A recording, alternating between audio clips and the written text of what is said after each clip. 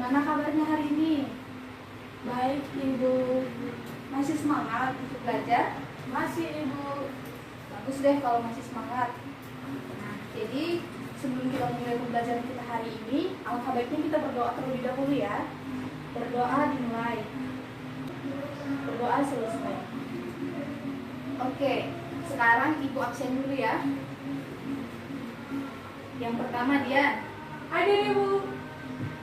Dia Sakit, Ibu. oh sakit, udah berapa hari sakitnya? Ya, 2 hari, Ibu. Sekarang Ibu sebelum mulai pembelajaran ini, Ibu mau bertanya dulu. Kalian udah siap nggak untuk menerima materi hari ini? Sudah, Ibu. Oke deh.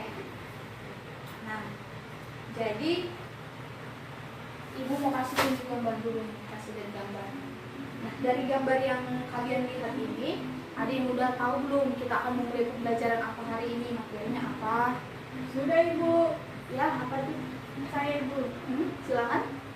Kita akan mempelajari indera penglihat, indera pendengar, indera pembau, indera perasa, dan indera peraba, Ibu.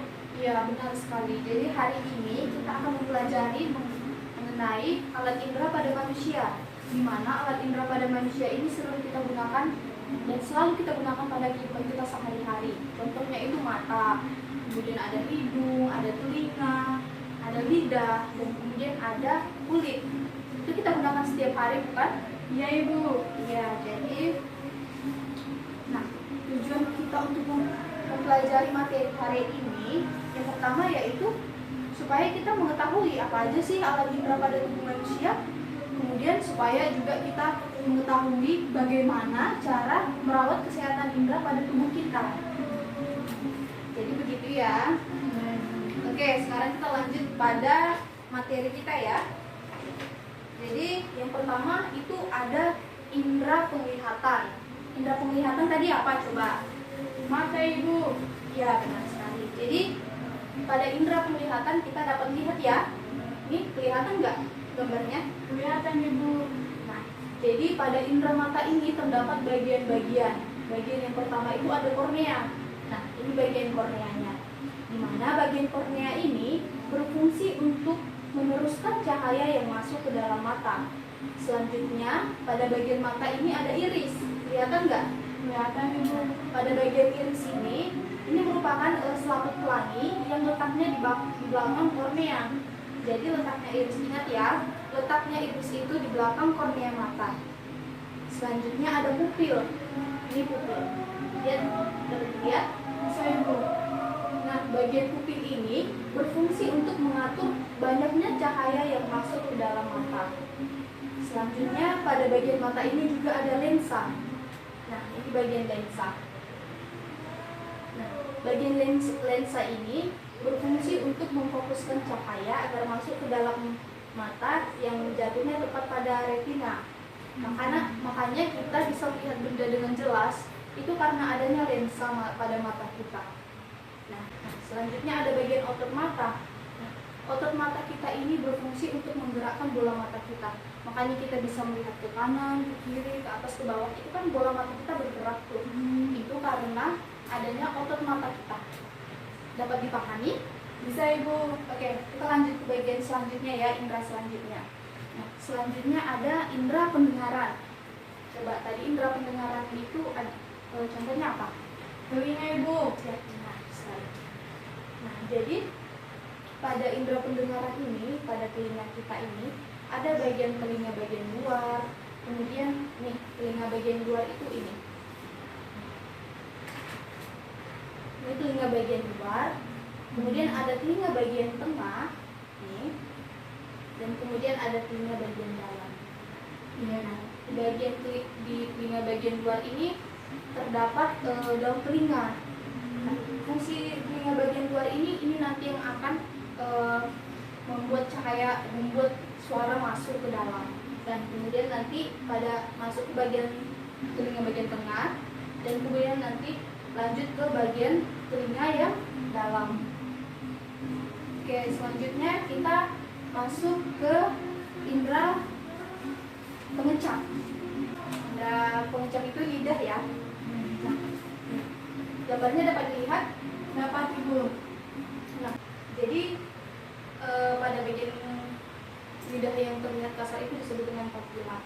Nah, pada bagian lidah ini terdapat beberapa jenis papila. Yang pertama itu ada papila filiformis.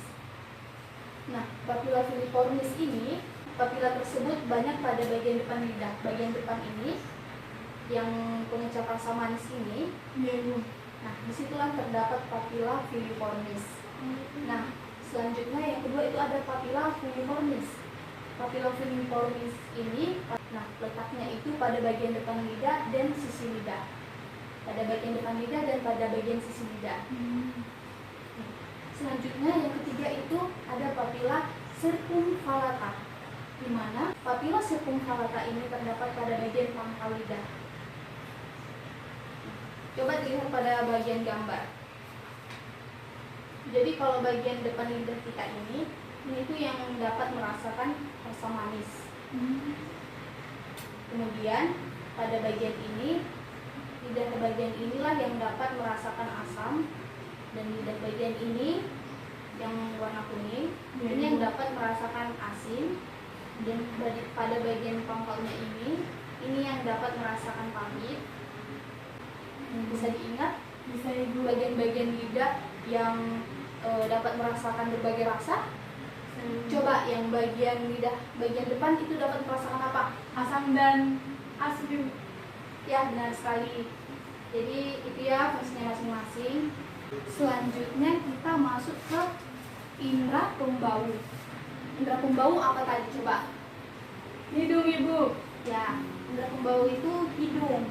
Nah, pada indera pembau ini atau hidung ini, jadi rongga hidung kita ini terdiri dari rambut hidung dan lapisan lendir, di mana rambut hidung ini, coba digambar ya. Nah, pada disinilah terdapat rambut hidung.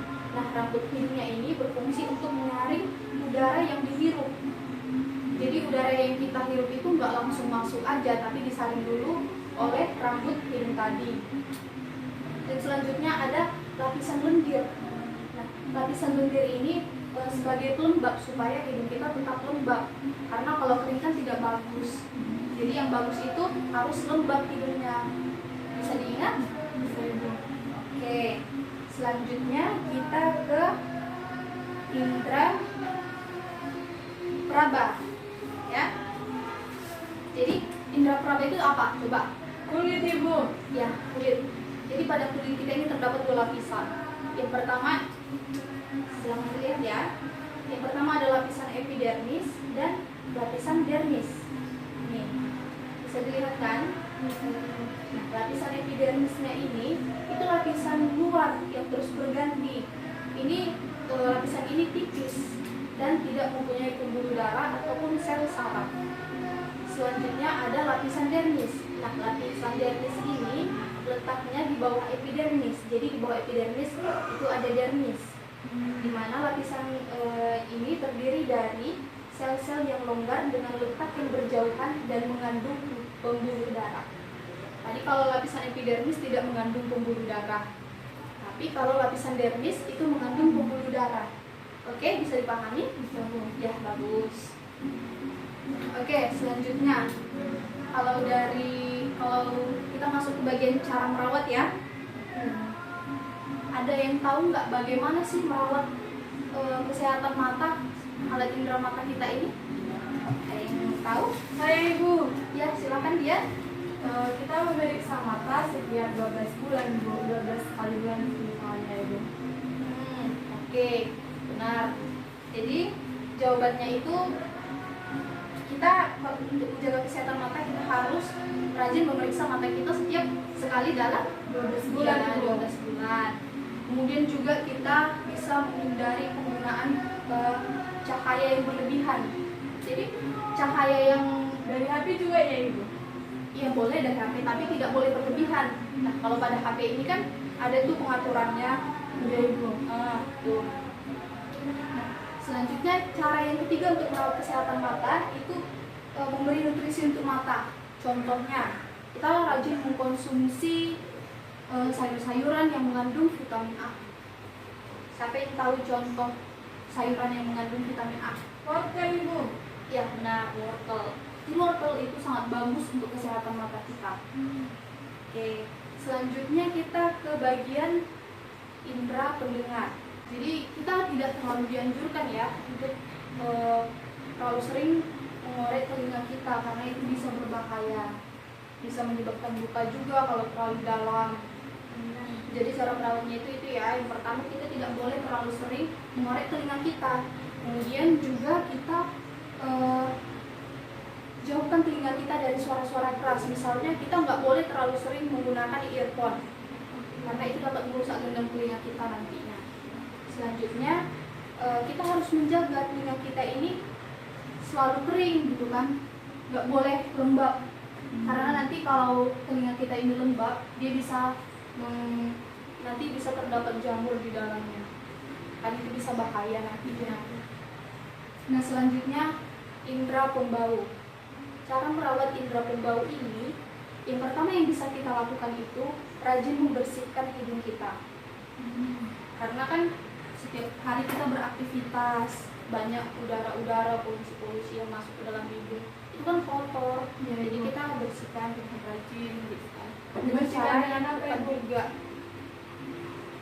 Oke, kenapa? Dibersihkan dengan apa, Ibu? Bisa dengan air yang steril, gitu ya. Oke, Bu. Oke, selanjutnya kita harus menjauhi polutan atau zat-zat yang merangsang hidung. Contohnya itu kayak asap rokok, kemudian asap kendaraan, atau asap pabrik, gitu-gitu ya. Oke, jadi kita tidak boleh terlalu sering menghirup itu karena itu sangat berbahaya bagi kesehatan indera pembau kita. Nah, selanjutnya pada indera perasa. Jadi cara merawatnya itu kita harus rajin sikat gigi. Nah, kalau udah sikat gigi nanti kita jangan lupa menyikat lidahnya juga. Dan menyikat lidahnya ini harus dari depan ke belakang, kemudian dari kanan ke kiri supaya semuanya dapat dibersihkan dengan baik. Oke, selanjutnya indera peraba. Jadi cara merawat kesehatan indera kulit kita ini, karena kulit kita ini kan sensitif. Jadi kita perlu merawatnya dengan mandi rutin, menggunakan sabun yang ada antiseptiknya supaya dia terjaga. Kemudian kita juga bisa menggunakan produk-produk perawatan kulit yang sudah ada Badan POM-nya. Kemudian juga kita bisa memperbanyak mengkonsumsi makanan yang baik untuk kesehatan kulit. Contohnya itu seperti buah-buahan, sayur-sayuran gitu ya. Itulah untuk merawat kesehatan kulit kita. Ada yang bisa menyimpulkan apa yang kalian ingat dari proses pembelajaran kita hari ini? Saya, Ibu. Ya, silakan deh. 5. Yang pertama itu indera penglihatan, yaitu cara kita merawat penglihatan ini dengan memeriksa mata kita sekali 12 bulan. Yang kedua indera pendengar, Ibu. Yang pertama, hentikan kebiasaan mengorek telinga terlalu sering, Ibu. Terus indera pembau, Ibu. Yang pertama, rajin membersihkan hidung dengan air bersih. Indera peraba, yang dimana mandi secara rutin menggunakan sabun. Ya, benar sekali. Beri tepuk tangan kepada Dian. Oke, karena Dian tadi sudah banyak menjawab, sudah aktif menjawab dan menggunakan penjelasannya, ini dikasih hadiah. Terima kasih, Ibu. Ya, tapi semangat ya. Ya, Ibu. Menurut kalian pembelajaran kita hari ini menyenangkan atau tidak? Sangat menyenangkan dan beautiful, Bu. Ada nggak kata-kata yang sulit dipahami atau semua kata-katanya bisa dipahami dengan baik? Bisa dipahami dengan baik, Ibu. Oke deh. Setelah kalian bisa memahaminya ya. Sebelum mengakhiri pembelajaran ini, Ibu ada kasih tugas ya. Nah, tugasnya ini dikerjakan secara berkelompok. Minggu depan pada pertemuan selanjutnya bisa dikumpulkan ya.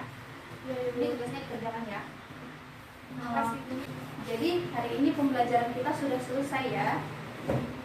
Jadi sebelum mengakhiri proses pembelajaran kita hari ini, alangkah baiknya kita berdoa dulu ya. Berdoa. Berdoa saja. Oke, terima kasih ya atas partisipasinya dalam pembelajaran hari ini. Dan selamat pagi. Selamat pagi, Ibu.